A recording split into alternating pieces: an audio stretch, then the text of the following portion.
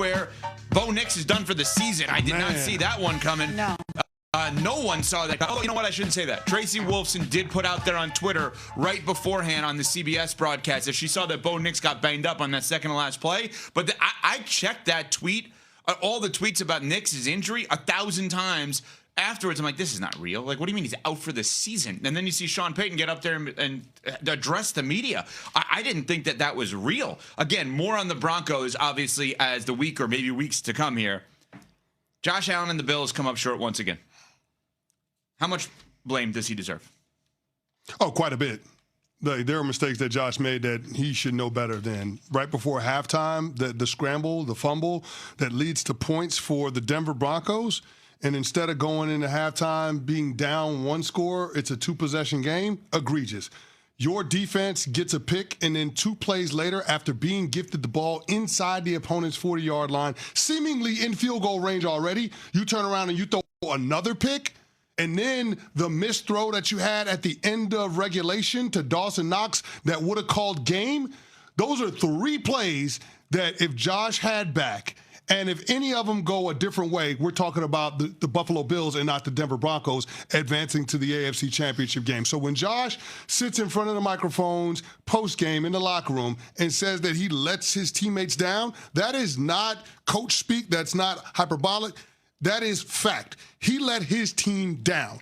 And in a postseason with no Mahomes, no Lamar, no Joe Burrow, you would think that this was the opportunity that he had been waiting for, and he's the one that squandered it. Yeah, those 4 turnovers, obviously problematic. Obviously, he's contributing to the loss, and you saw it in his emotions after the game. You saw it in the whole team's emotions after the game because they knew what was at stake here. That's what's interesting about this particular loss. The Buffalo Bills and Josh Allen coming up short in the playoffs, not foreign to us. Josh Allen being firmly one of the, if not the main reasons why, is foreign to us. He did not have a turnover in his previous 6 playoff appearances. We've seen Josh Allen go toe-to-toe with Mahomes and have great playoff moments. It didn't result in the ultimate goal, which is to get to and win a Super Bowl, but they knew the opportunity that they had this year. They knew the path was more clear than it may ever be in their entire careers. And now you got to contend with the Patriots because it doesn't feel like they're going anywhere. So not only do you have another team in your conference that you need to look over your shoulder about, they're in your own division.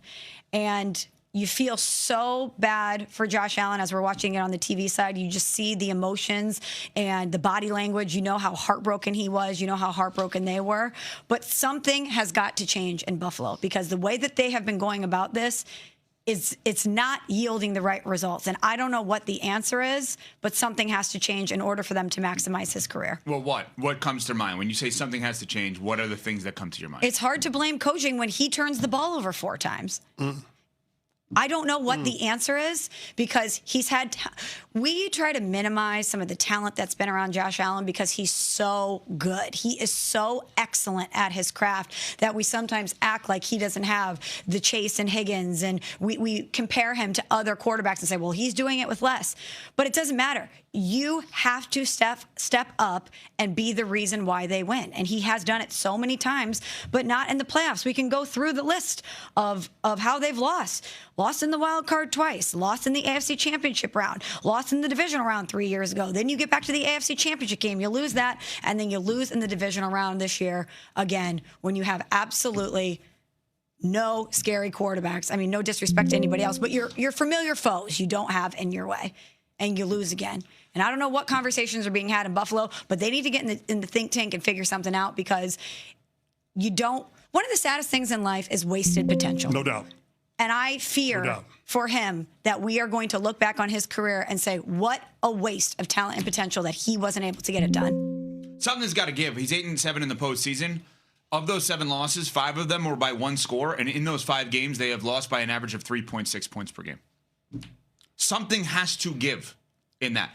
And I think the single best analysis you're going to hear all day is the analysis that CC just gave you. He just brought up moments where Josh Allen did not show up big that would have never gotten you to the point of even debating the pass interference or the interception. That is the key. It is, and I'm sorry to be yelling about this, but it's driving me crazy that everyone is going to sit here today and they're going to debate whether or not the pass interference should have been called on Trey White. They're going to debate Jaquan McMillan, shout out to him, Pirate Radio in Greenville, one of our news stations. I 92.7. Jonathan Ellerby was on with them last week. He's an ECU guy, so shout out to them. They just added our show. So great that one of their guys made a huge play. But everyone's going to bring up interception or not an interception, the Brandon Cook stuff. That was just a great play. It was, but the point is, great play. CC just gave you 3 or 4 moments during the course of that game where the best player on the planet did not play like the best player on the planet. And if he played 90% of being the best player on the planet, the interception and the pass interference do not come into play.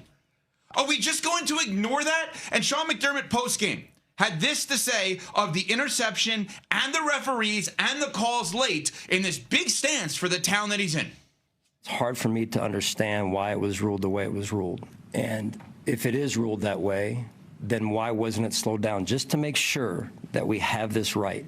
That would have made a lot of sense to me, to make sure that we have this thing right, because that's a pivotal play in the game. We have the ball at the 20, maybe kicking a game-winning field goal right there. So I'll just leave it at that. But I'm saying it because I'm standing up for Buffalo, damn it. I'm standing up for us. Because what went on is not how it should go down, in my estimation. That play, these guys spent 3 hours out there playing football, pouring their guts out, to not even say, hey, let's just slow this thing down. That's why I'm bothered. Okay, I understand it. You're probably in job preservation mode also in your mind after that because of yet another bad loss. Yeah. Josh Allen is 0-7 in overtime games in his career. 2 things can be true. Wild. Josh Allen is trending towards a first ballot Hall of Fame career. And separately, something has to change here. They can't. The one that drove me nuts, 23, if I'm a Bills fan, down 23-17, CC brought this up, but I want to reiterate it. In the third, Bo Nix has an interception. Next possession, Josh Allen has an interception. No, if you're gifted something, and you are Josh Allen, you lead your team downfield and you score. No doubt. Down in overtime, the pass to the tight end where it was a bad throw. End of first half. These are all, the fumble was awful. It reminded me of the first playoff game he ever played against the Houston Texans where he threw the ball backwards. Yeah, I remember that. Like those are not typical Josh Allen moments. And again, sit here all day and debate the pass interference and debate whether or not it was an interception. And by the way, I think they made the right call in both spots. The reality is you have the best player on the planet. Don't put yourself in those positions. And CC gave you 3 or 4 moments that would have prevented him from being in that position. It's driving me nuts. It's actually disrespectful to not critique Josh Allen. Because if you're not critiquing Josh Allen, you're telling me you don't expect him to win in these spots. You don't expect him to find a way. Matthew Stafford wasn't great yesterday. Found a way. Caleb Williams, late in the game, wasn't great. Found a way. Drake May, CC and I debated whether or not we thought he had a great game. He's saying he had a great game because he wasn't spectacular, because that actually enabled them to be good. Found a way. Sam Darnold, oh my God, we're up big early. Kickoff return. You know what the game plan is? Do nothing. Found a way. Josh Allen, how difficult is this to happen to you yet again? Let's hear from him. It's extremely difficult. Feel like I let my teammates down tonight. Emotional. You feel badly for him, but as CC said, he did let them down. He let them down. And he had opportunities to win that game, to grab it by the throat, and to will his team to victory, and he didn't do it. And after all of the things that we talked about transpiring with the turnovers and miscues, at the end of the game, had a wide-open Dawson Knox and couldn't put it on him. That's right. And that would have won the game. That's right. You had the field goal in the bag already. You were well within range. It was just a matter of, okay, pressure's off. Can I make a throw?